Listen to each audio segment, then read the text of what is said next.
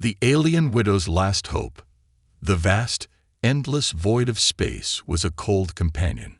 Amidst its vastness, a small weathered spacecraft drifted, its hull scarred by years of desperation and neglect. Inside, an alien widow named Jera gripped the controls tightly, her 3 hearts pounding in unison. Her emerald green skin shimmered faintly under the dim emergency lighting of the ship, her antennae drooping with exhaustion. Behind her, the soft murmurs of her 2 children, Sirin and Taya, were the only sounds breaking the oppressive silence. "Mama, are we going to be safe now?" Taya's voice was soft, but laced with fear. The youngest of the 2, her silvery eyes shone with innocence, contrasting the burdened reality Jera bore. Jera turned, forcing a smile she didn't feel. "Yes, my star," she whispered, her voice steady despite the storm of doubt raging within her. "We're heading to a place called Earth. It's said to be a world of kindness and second chances." The journey to this point had been anything but kind. Jera's home planet, Morketh, had once been a place of flourishing cities and advanced science, but the rigid caste system ruled everything, and a widow like her had no place to exist, let alone thrive. When her mate, Kareth, was lost in a mining accident, Jera had become a pariah. Her society, steeped in Arctic traditions, viewed her as a failure, her status stripped along with her dignity. Widows were cast out, their children left to fend for themselves. Jera, however, had refused to accept this fate. With what little she could salvage, she stole a derelict vessel and fled Morketh, her children clinging to her side. But freedom was a bitter bargain. Supplies dwindled, the ship's systems failed more often than not, and the vastness of space felt more oppressive than the walls of Morketh ever had. The only beacon of hope came from stories of a distant world called Earth, a place where compassion and innovation thrived. Jera clung to this hope like a lifeline. As the ship entered Earth's atmosphere, alarms blared, and a control panel flickered with erratic lights. The vessel groaned under the strain, and Jera's grip tightened. Her antennae twitched as she whispered a prayer to the stars. "Hold tight, my loves," she called to her children, her voice resolute. "We're almost there." The descent was violent. Flames licked at the ship's exterior as it hurtled through the planet's atmosphere. Taya cried out, clutching her older brother Sirin, who held her protectively. Jera's fingers danced across the controls, trying to stabilize the ship. Each jolt rattled her resolve, but she refused to let fear take over. Her children needed her to be strong. With a deafening crash, the spacecraft slammed into the ground, skidding across a grassy expanse before coming to a halt. The cabin filled with smoke, and Jera coughed, her lungs burning as she scrambled to check on her children. "Sirin, Taya," she called, her voice raw with panic. "Are you hurt?" "We're okay, Mama," Sirin replied, though his voice trembled. He held Taya close, both of them wide-eyed but unharmed. Relief flooded Jera, and she pulled them into a tight embrace. The ship, however, was beyond repair. Sparks flew from the control panel, and the smell of burnt circuitry filled the air. Jera knew they couldn't stay inside. "Come, we have to move," she said, gathering what few supplies remained. A tattered blanket, a small bag of nutrient bars, and a canteen of recycled water were all they had left. Wrapping the blanket around her children, she led them out into the unknown. The earth greeted them with a crisp breeze and the scent of damp grass. It was a stark contrast to the sterile air of her ship or the polluted atmosphere of Morketh. The sky was a soft, dusky pink as the sun set behind a line of towering trees. Jera marveled at the sheer natural beauty, but she didn't have time to admire it. They needed shelter. The children clung to her as they trekked through the forest. Every rustle of leaves or distant howl made Jera's antennae twitch with alarm. The terrain was foreign, the creatures unknown, but the promise of a better life pushed her forward. After hours of walking, they stumbled upon a small clearing. At its center was a humble wooden structure, quaint by any standard, but to Jera, it looked like salvation. She approached cautiously, her body tense and ready to defend her children if necessary. From within the structure, light flickered. Jera's heart sank. Someone was inside. For a moment, she considered turning back, but her children's tired faces reminded her there was no other option. Gathering her courage, she knocked on the wooden door. The sound echoed in the stillness. Moments later, the door creaked open, revealing a human man. He was tall and rugged, with kind, deep-set eyes and weathered features that spoke of a life filled with hardship. He froze, staring at Jera and her children in disbelief.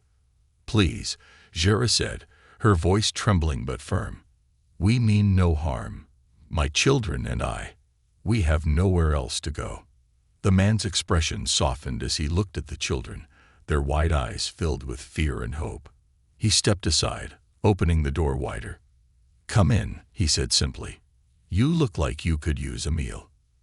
Jera hesitated, her instincts screaming caution, but desperation won out.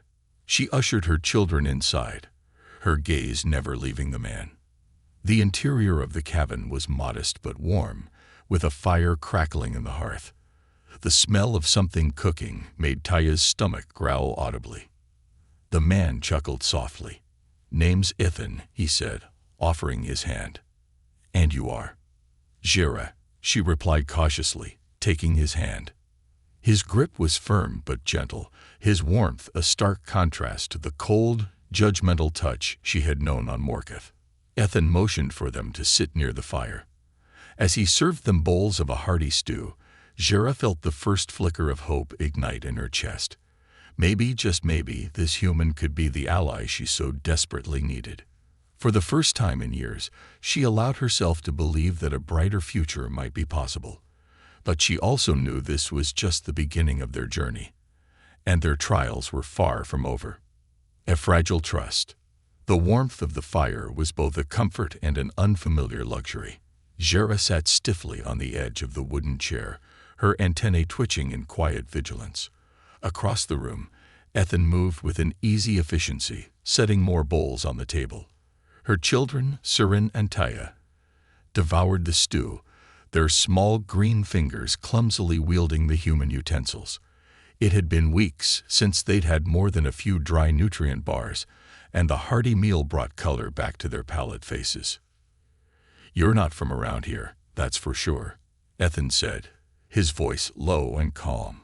He leaned back against the counter, arms crossed, observing the strange trio with curious but cautious eyes. Jera hesitated, her gaze flickering to her children before meeting his. "We come from a place far away," she said, her words measured. "A place that offered no future for us." "Far away," Ethan repeated, nodding slowly. His sharp eyes seemed to pierce through her guarded tone. "Judging by that wreck out in the field, I'd say you mean more than just another country." Jera tensed, her fingers curling around the edge of the table. She had known this moment would come, the inevitable questions, yet the thought of revealing too much to a human, even one as seemingly kind as Ethan, made her chest tighten. She had been betrayed before, and trust was not something she gave easily. "You're right," she admitted, choosing her words carefully. "We're not from this planet.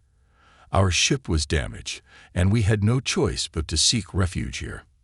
Ethan's expression didn't change, though his eyes narrowed slightly. "Aliens," he murmured, almost to himself. "I figured as much. You don't exactly blend in." Taya, still clutching her half-empty bowl, looked up with wide, silvery eyes. "Mama says humans are kind," she said softly, her voice trembling. "Are you going to be kind to us?" Ethan's gaze softened at the child's innocent plea.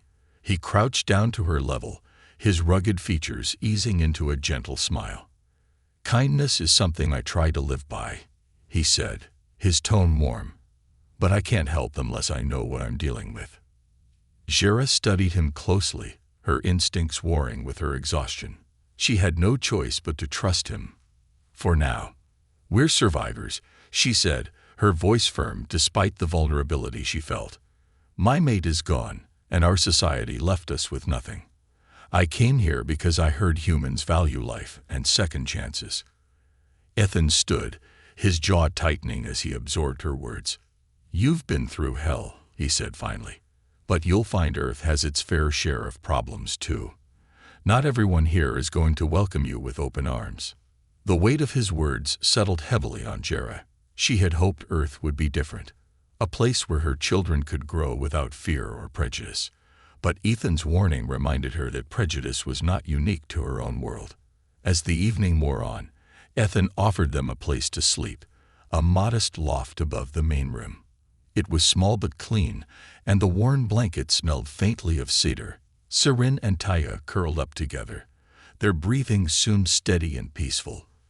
For the first time in years, they looked safe, and Jera felt a wave of gratitude she didn't know how to express. Downstairs, Ethan stoked the fire, his movements slow and deliberate. Jera hesitated at the top of the stairs before descending quietly. She found him staring into the flames, his face shadowed by the flickering light. "Why did you help us?" she asked, breaking the silence. Ethan glanced at her, his expression unreadable. "I've seen too many people left out in the cold," he said simply. "I wasn't about to turn away 2 kids and their mom." Jera nodded, though his answer only deepened her curiosity. "You live alone," she observed. "Why?" Ethan let out a bitter chuckle. "Let's just say I'm not exactly the neighborly type. People here don't take kindly to someone who doesn't fit their mold." Jera tilted her head, her antennae twitching slightly. "You sound like you know what it's like to be an outcast." "I guess you could say that," he admitted, his voice low. "I served in the military for years. When I came back, things were different. People didn't know how to deal with what I'd been through, and I didn't know how to explain it.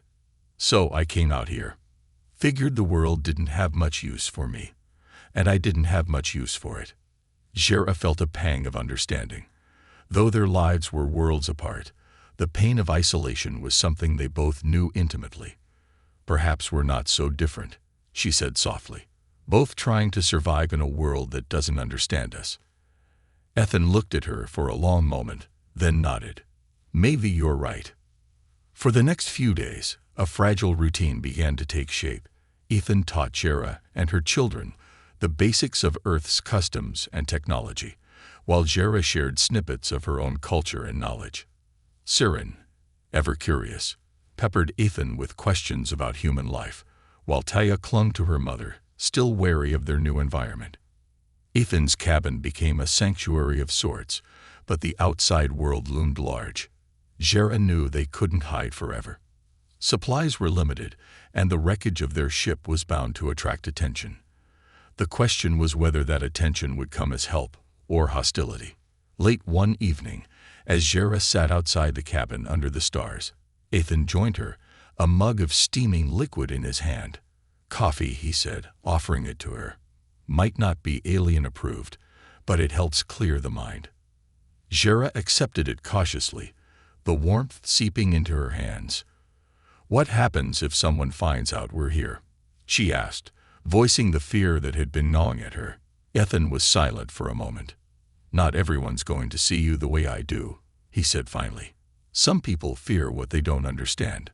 Others, well, they'll see an opportunity." "An opportunity for what?" Jera pressed. "Power, profit, control," Ethan said grimly. "Earth's got its fair share of greed. If word gets out about you and your kids, there's no telling what might happen." Jera's antennae drooped, the weight of his words pressing down on her. "Then we have to be careful," she said, her voice firm. "For my children's sake, we can't let that happen." Ethan nodded. "You've got guts, I'll give you that. We'll figure something out." As the stars above twinkled in the vast sky, Jera felt the first stirrings of something she hadn't felt in years. Hope. But she knew their journey was far from over. The challenges ahead would test not just their courage, but the fragile trust that had begun to grow between them. And she could only pray that trust would be enough. Shadows of danger. The morning sun filtered through the dense canopy of the forest, casting dappled light across the clearing where Ethan's cabin stood. Birds chirped in the distance, their songs unfamiliar but oddly soothing to Jera. Despite the serene surroundings, a sense of unease lingered in her mind. She had lived too long in fear to trust the calm. Inside the cabin, Ethan was teaching Siren how to chop firewood. The boy, though small and slender, watched intently, eager to learn. His hands were awkward on the handle of the axe, but Ethan's patient guidance helped him strike the log cleanly. Taya sat nearby, clutching a wooden carving Ethan had given her, a crude figure of a bird. She traced its edges with fascination, her silvery eyes wide with wonder. Jera leaned against the doorway, observing them. For the first time in years, her children seemed normal. They weren't hiding, scavenging, or running. Yet, beneath the surface, she knew this fragile piece was temporary. The wreckage of their ship was still out there, a beacon for anyone curious enough to investigate. Siren's a quick learner, Ethan said, glancing over his shoulder at Jera. He's got a good head on his shoulders. Jera nodded, her lips curving into a faint smile. He takes after his father, she said softly, the memory bittersweet. Kerith had been many things, courageous, ambitious, and fiercely protective. But his absence had left a void she couldn't fill. Speaking of which, Ethan said, standing and dusting off his hands, we should talk about that ship of yours. It's only a matter of time before someone stumbles across it. Jera's expression darkened. I know, she admitted, but we can't move it. It's too damaged. Ethan nodded. Then we need to salvage what we can and hide the rest. If anyone finds alien tech, it'll bring attention we don't want. The idea made sense, but it also carried risks. The ship wasn't far, perhaps a 2-hour trek, but the thought of leaving her children, even briefly, filled Jera with unease. She looked at Ethan, studying his steady demeanor. Will you help me? He didn't hesitate. Of course. A short while later, Jera and Ethan were making their way through the forest, the path uneven and overgrown. Ethan carried a sturdy pack filled with tools, while Jera kept her senses on high alert, her antennae twitching at every unfamiliar sound. This place is beautiful, Jera said, breaking the silence. The air was fresh, tinged with the scent of pine and damp earth, so different from Morketh. What was your home like? Ethan asked, his voice genuinely curious. Jera hesitated, searching for the words to describe a world that had both nurtured and rejected her. It was advanced, she began. Our cities reached the clouds, and our technology could achieve almost anything. But it came at a cost. Tradition ruled everything, and those who didn't fit the mold were cast aside. Like you, Ethan said, his tone soft. Yes, Jera replied, her voice heavy with emotion.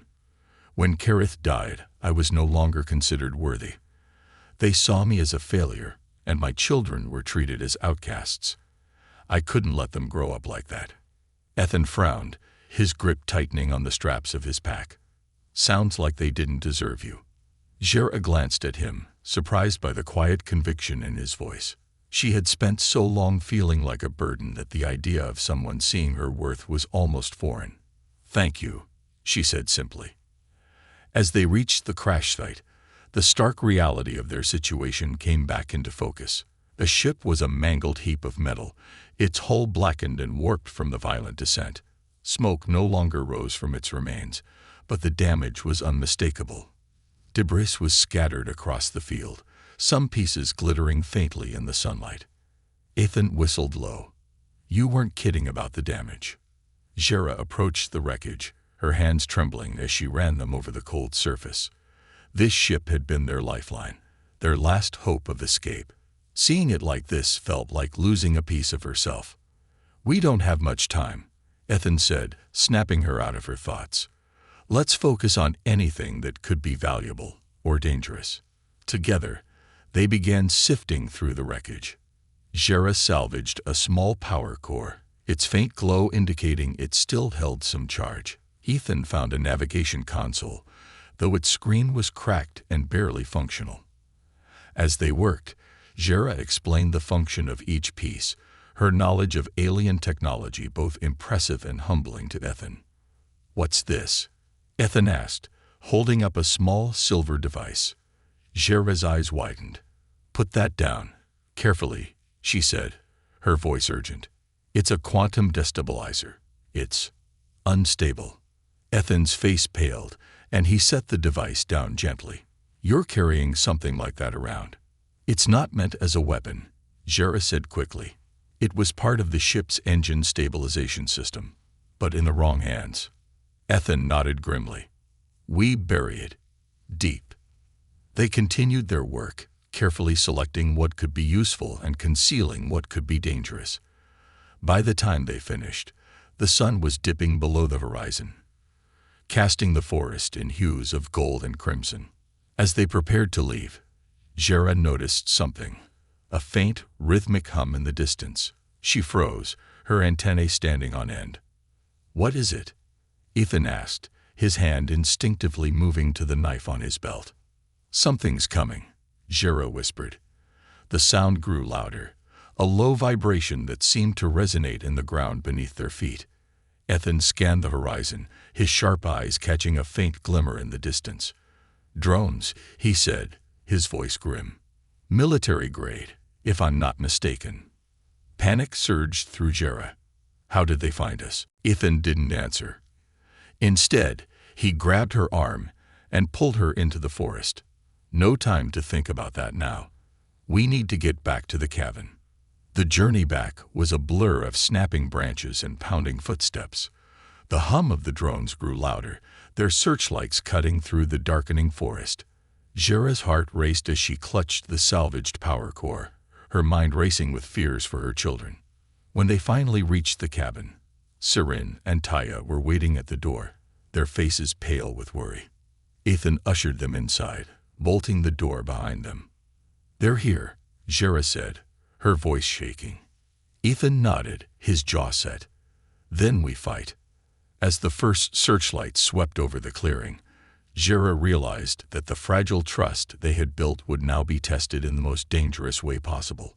Together, they would have to stand against the threat, or risk losing everything. The battle for sanctuary. The hum of the drones grew louder, their lights piercing through the gaps in the forest canopy. Inside the cabin, the tension was palpable. Jera crouched near the children, her arms wrapped protectively around them, while Ethan checked his makeshift arsenal, a hunting rifle, a few knives, and an old battered shotgun.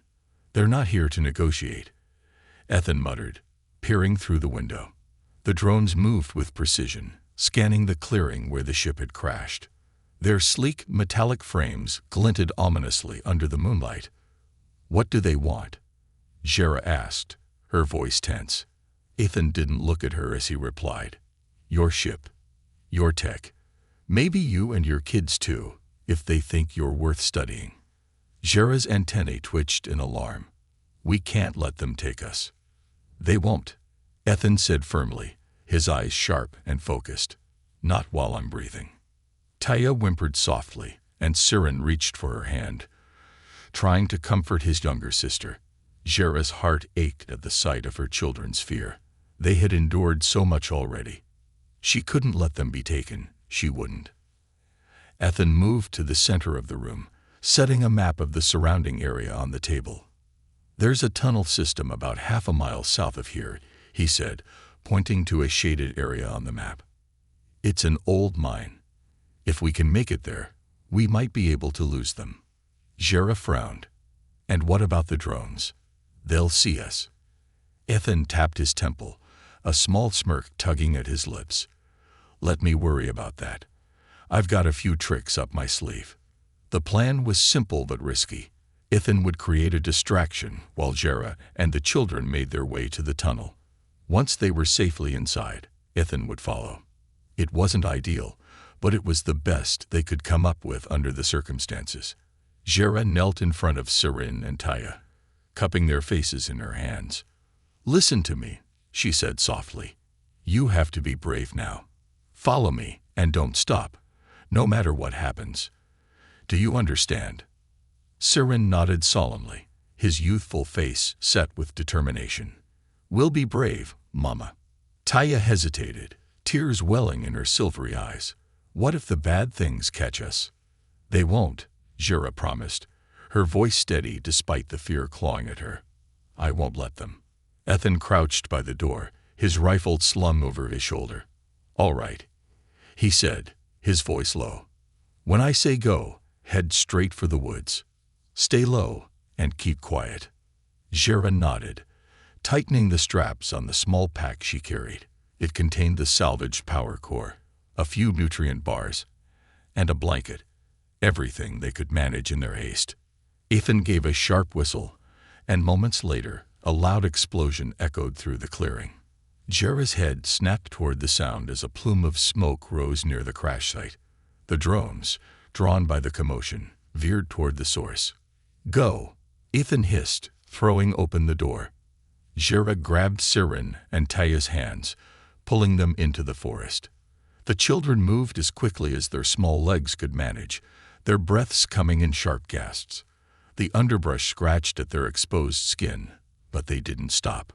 Behind them, the sound of gunfire erupted.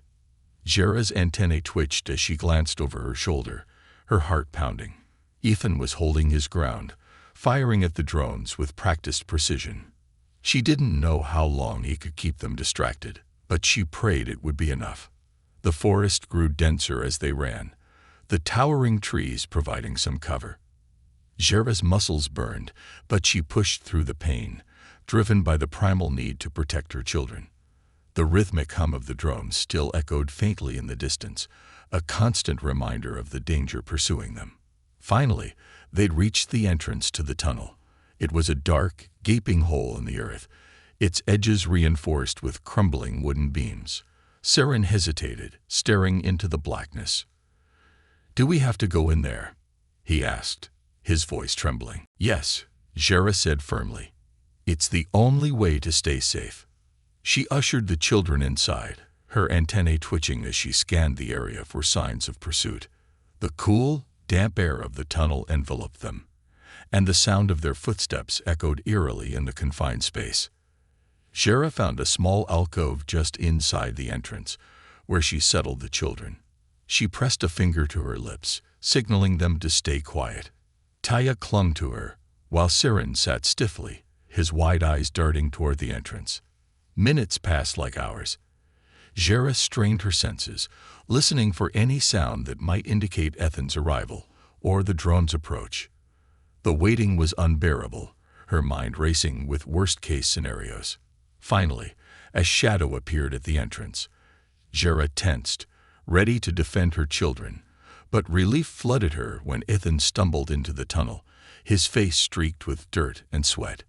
He was breathing heavily, but he managed to grin. "Miss me?" he said, collapsing against the wall. "You made it," Jera whispered, her voice filled with both relief and gratitude. She moved to help him, noting the scorch marks on his jacket and the fresh cuts on his arms. "Are you hurt?" "Nothing I can't handle," Ethan said, waving her off. "Those drones are persistent, but I gave them a good runaround."